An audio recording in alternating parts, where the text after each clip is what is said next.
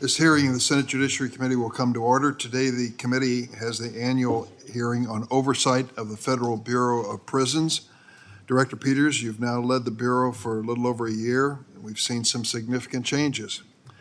In February, you dissolved the Special Management Unit, known as the SMU, at the United States Penitentiary Thomson, located in my home state of Illinois.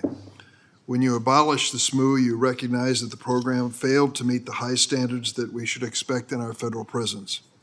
I applaud your decisive action, but let me be clear. Closing that unit should only be the beginning. I was stunned to hear about the shackling of people in custody in ways that left permanent scars on their bodies. It became known within Thomson Penitentiary as the Thomson Tattoo. A former warden has reported that over 90 inmates were documented with these Thomson tattoos. Scars from excessively tight and punitive use of restraints, and the director, I understand, personally observed some of this in your visit to Thomson. The former warden also advised us that Thomson was one of the most violent and abusive cultures he had seen at a prison in 30 years that he worked for the Bureau of Prisons. This is stunning, and it's sickening, and I take it personally. I worked hard to open that prison. It sat idle for 10 years when the state built it and couldn't afford to open it. We've made it part of the federal system, and I wanted it to certainly be a showcase in terms of creative and thoughtful detention. Unfortunately, it has become notorious for other things. Recurring accounts of rampant racist verbal abuse and extreme isolation at the facility are equally alarming. Unfortunately, my staff continues to receive reports about misconduct that are, to put it mildly, unacceptable. Accountability at Thomson and across the Bureau is absolutely necessary and overdue. You have stated, and I quote, "Our job is not to make good inmates, it's to make good neighbors." I know, and you do as well, that separation for safety is unavoidable in extreme cases.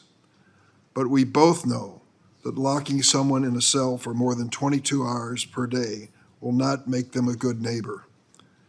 And yet, since our oversight hearing last September, we have seen no decrease in the number of people in solitary confinement in federal prisons. In fact, the percentage of people in Bureau of Prisons restricted housing is higher than when I held my first hearing on solitary confinement more than 10 years ago. I understand you have partnered with the National Institute of Justice to review and provide recommendations regarding your practice of using restrictive housing. I would commend to you and to anyone interested a 2009 article in the New Yorker entitled "Hellhole" by Dr. Atul Gawande. Dr. Gawande is now part of this administration in the Department of State, but at the time he wrote about the impact of solitary confinement and restrictive housing on the inmate's mind. We both know that the majority of women and men in incarceration today will be released at some point in the future. If damage is done to them mentally or physically, they will carry those scars forward back into society, and the likelihood of their success and avoiding recidivism is diminished many times by the treatment that is accorded to these inmates while they are in the prison. I've said, and I don't know if my colleagues have all joined me in thinking along these same lines, but I believe every member of Congress every 2 years should be required to take a trip to a foreign country and required to visit a federal prison. We talk casually about criminal sentencing here and what it means to America. We ought to see it firsthand and have the courage to face it, where it succeeds and where it fails. I'm hoping that we remember statements that were made by our friend and colleague, Senator John McCain, who endured unspeakable torture and isolation as a prisoner of war. 2.5 years in a 15-foot by 15-foot cell. What he said, and I quote, "It crushes your spirit." The same thing is happening today in our Bureau of Prison system with restrictive housing. As I said, I know that in some cases it's unavoidable. For public safety, it has to happen. But we've got to take a hard look at this. I hope that you will consider this one of your priorities and hope that you'll work with us to leave a legacy that is much different than what we've seen over the last 10 years and before. We shouldn't delay implementation of the Department of Justice 2016 report and recommendations on restrictive housing.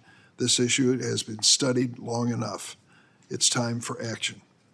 Making Good Neighbors also requires full implementation of the bipartisan First Step Act. Senator Grassley visited here this morning to tell me he had a conflicting budget hearing and couldn't be at this hearing. I'm sorry, he can't. He and I both worked on the First Step Act, which was signed into law by President Trump. That has resulted in dramatically lower recidivism rates for those who have been participants among the general BOP population. Let's try something that works. The First Step Act works.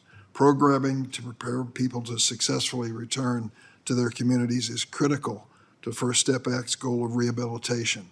Unfortunately, there are significant wait lists for programming and over-reliance on staff augmentation that have made it more difficult for incarcerated people to access programming.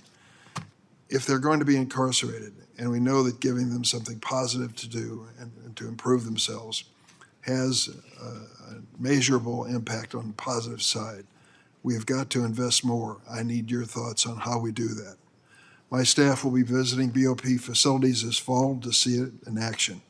It is my hope that we have your full cooperation in these visits.